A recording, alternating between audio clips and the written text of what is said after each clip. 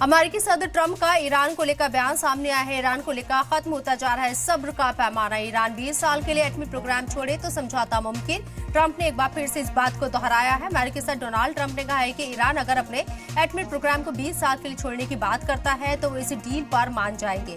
यानी ट्रंप ने अपने पुराने रुख में बदलाव किया है, जिसमें वो बार बार कह रहे थे कि ईरान को अपना एटमी प्रोग्राम पूरी तरह खत्म करना होगा। एक रिपोर्ट के मुताबिक बीजिंग में चीनी सदर शी जिनपिंग के साथ बातचीत के बाद एयरफोर्स वन विमान में मीडिया से बात करते हुए ट्रंप ने ये बातें कही है। ट्रंप ने कहा है कि दोनों फरीक चीन और अमेरिका इस बात पर रजामंद थे कि तेहरान को एटमी हथियार रखने की इजाजत नहीं दी जा सकती है और उसे स्ट्रेट ऑफ हॉर्मुज को फिर से खोलना होगा, जिसे उसने अभी बंद कर रखा है, जिसकी वजह से दुनिया भर में तेल की कीमतें बढ़ गई हैं। ट्रंप ने यह भी कहा है कि ईरान के साथ उनका सब्र अब जवाब दे रहा है, क्योंकि बातचीत में किसी भी तरह की कामयाबी के कोई संकेत नहीं दिख रही हैं।